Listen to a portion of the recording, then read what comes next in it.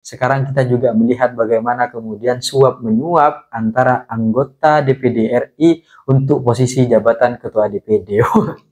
Jangan-jangan sebenarnya proses suap menyuap ini tidak hanya terjadi kepada 95 anggota DPD RI, tapi kepada keseluruhan 152. Bahaya ini. 95 anggota DPD RI melakukan tindak pidana korupsi secara berjamaah dan akan menjadi catatan.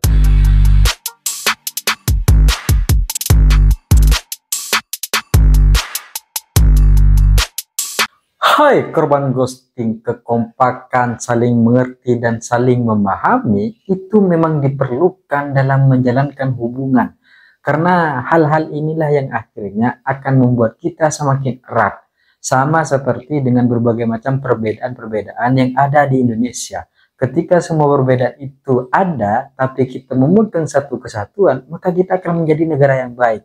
Ataupun dalam proses pemerintahan Prabowo dan Gibran, ketika akhirnya Menteri Kabinet Merah Putih bersama-sama dengan Bapak Prabowo Subianto bersatu untuk memajukan Indonesia, maka proses dan tahap demi tahap untuk mencapai tujuan itu juga akan cepat untuk kemudian digapai.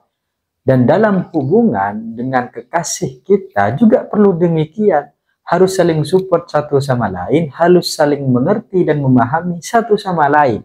Tapi ketika ini berada di ranah Dewan Perwakilan Daerah, penafsirannya berbeda. Kalau kita ini kan saling memahami agar kemudian nanti kita bisa memberikan berbagai macam rasa kasih sayang dan tujuan-tujuan ke jenjang pernikahan itu bisa dicapai gitu kan. Kalau mainnya di Dewan Perwakilan Daerah, di DPD Republik Indonesia ini beda. Mainnya adalah tentang saling memahami dan saling mengerti dengan berbagai macam suap menyuap untuk mencapai jabatan-jabatan strategis. Jadi hari ini ada berbagai macam kasus peristiwa yang sedang dan akan terus diselidiki oleh Komisi Pemberantasan Korupsi di Indonesia. Hal ini berkaitan dengan suap menyuap di Dewan Perwakilan Daerah, yaitu DPD RI. Kalau dulu ketika mereka masih kecil disuapin nasi gitu kan, hari ini mereka saling suap menyuap dengan uang untuk posisi-posisi jabatan. Jadi sekarang mainnya agak nasi gitu, karena nasi ini mengenyangkan, menyehatkan gitu kan. Tapi kalau uang ini bisa memberikan jabatan, bisa memberikan kekayaan. Maka posisinya sebagai dewan setelah proses-proses manipolitik dalam proses kampanye bisa balik modal loh. Karena gak balik modal, untung buntung kita ini gak bisa nyalon dewan lagi. Nanti apa gunanya kita mendapatkan posisi dewan kalau akhirnya secara taraf kehidupan dan berbagai macam kebutuhan-kebutuhan dalam hidup tidak bisa dipenuhi. Dan sekarang sedang ramai terkait dengan suap menyuap di Dewan Perwakilan Daerah terkait dengan posisi-posisi jabatan di posisi-posisi tertentu, terutama pada Ketua Dewan Perwakilan Daerah. Jadi hal ini dilaporkan akhirnya oleh berbagai macam lembaga-lembaga dan salah satunya dikuatkan dengan bukti-bukti yang diberikan oleh salah satu staf DPD itu sendiri. Dia bahkan menyatakan bahwa setidaknya ada 95 senator anggota Dewan Perwakilan Daerah yang akhirnya saling suap satu sama lain. Kita kan tahu bahwa anggota DPD RI itu ada 152. Kalau 95-nya ini melakukan suap menyuap atau tindak yang kita sebut dalam korupsi, maka separuhnya ini akan hilang.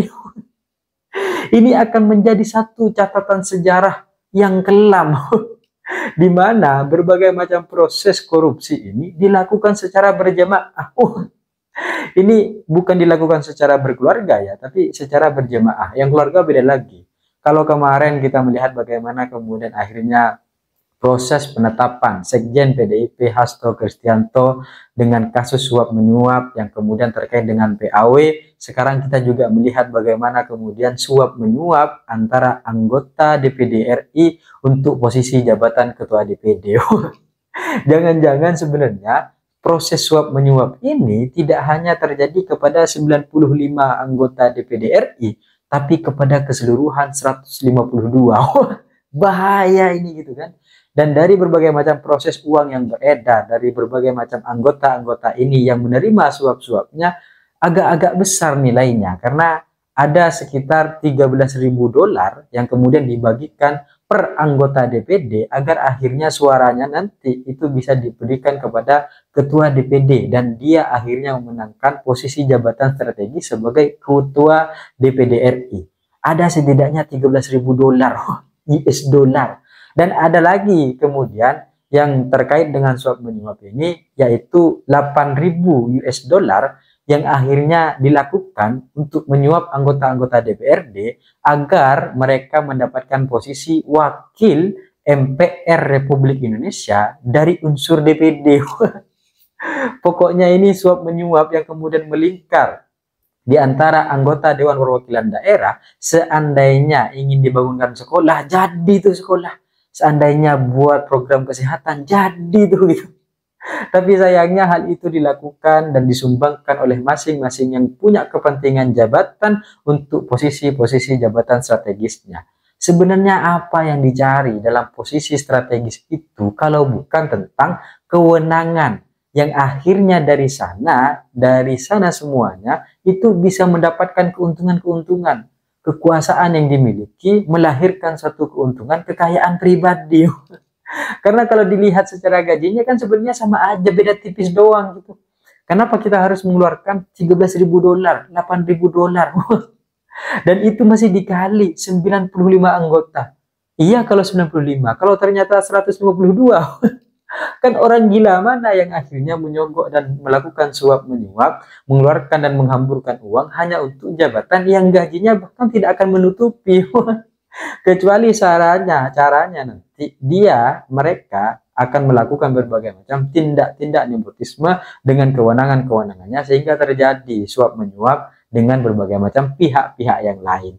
Ibaratnya hari ini kita menyuap anggota DPD RI agar kemudian kita bisa menjadi ketua, nanti ketika kita menjadi ketua maka orang-orang akan menyuap kita. Ini kan repot gitu. Dan dari berbagai macam proses-proses yang akhirnya terjadi, suap menyuap ini terjadi, rasa-rasanya perlakuan atau kemudian cara-cara yang dilakukan ini agak-agak lain gitu, karena ini dilakukan secara door to door antara satu ruangan dewan ke ruangan dewan yang lain. Ibaratnya ini ada rumah dan di dalamnya ada kamar, satu-satu dianterin tuh uangnya. Sudah dianterin gitu. Kayak kita ini sudah terbiasa dengan berbagai macam proses tindak korupsi itu. Kita ini sudah biasa untuk kemudian lakukan suap menyuap itu. Hanya kebetulan sekarang ketahuan gitu. Hanya kebetulan sekarang ada yang melaporkan. Hanya kebetulan sekarang staf DPD RI-nya sendirilah yang akhirnya menyerahkan berbagai macam bukti-bukti itu. Tinggal hari ini kita akan melihat bagaimana kemudian Komisi Pemberantasan Korupsi benar-benar dan sungguh-sungguh untuk menyelesaikan semua ini. Kalau kemarin Bapak Prabowo mengatakan bahwa ya silahkanlah sekarang bagi-bagi kejaksaan, kepolisian, ya kan, dan KPK untuk segera bergerak. Karena sudah cukuplah masa-masa pertaubatan selama 100 hari kerja katanya kan. Kita akan lihat nih, apakah kemudian 95 anggota DPD RI ini akan menjadi tersangka yang kemudian ditetapkan oleh KPK, sehingga nanti akan terjadi proses-proses pergantian-pergantian pemain yang lain. Ini 95 anggota DPD RI melakukan tindak pidana korupsi secara berjamaah dan akan menjadi catatan penting bagi sejarah kelam masyarakat Indonesia. Kelam gitu. Kalau kita berjamaah itu mendapatkan pahala berkali-kali lipat, sekarang ini berjamaah penjaranya penuh. Kalau dulu di Kota Malang gitu kan pernah juga dari berbagai macam anggota DPRD yang kemudian 45 anggota DPRD itu semuanya ada ya kan, ternyata 41 anggota DPRD terlibat dalam proses korupsi. Hari ini kita punya anggota Dewan Perwakilan Daerah 152 dan ternyata 95-nya terindikasi dalam korupsi. Dan kita akan melihat bagaimana kemudian sejarah catatan penting tentang perjalanan korupsi Indonesia ini akan terbongkar dan menjadi poin penting. Seandainya hari ini Jokowi ditetapkan sebagai orang terkorup di Indonesia nomor 3 secara dunia gitu kan, mungkin 95 korupsi berjamaah ini juga akan menjadi catatan top rekor posisi klasemen teratas. Karena saking banyaknya gitu.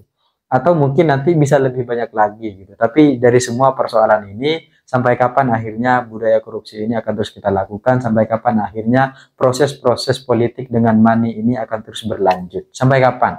Kalau pada akhirnya semua prosesnya demikian, maka satu yang pasti anggaran negara akan hanya dihabiskan untuk kepentingan pribadi, bukan masyarakat. Sedangkan kita punya berbagai macam daerah yang begitu luas, dan kapan masyarakat akan merasakan dampak dari kehadiran pemerintah. Sedangkan mereka dipilih oleh kita untuk melayani kita, bukan mencari kekayaan bagi mereka sendiri. Sehingga kekayaan Indonesia dengan seluruh potensi alam dan sumber dayanya tidak hanya dimiliki oleh para elit yang terus mengalir antara elit satu dengan elit yang lain, tapi semua masyarakat punya hak yang sama untuk merasakan itu, karena mereka lah sebenarnya penguasa Indonesia. Saya pikir itu cita-cita saya, ingin seperti Gibran, tapi saya sadar diri dan sadar posisi. See you, korban ghosting.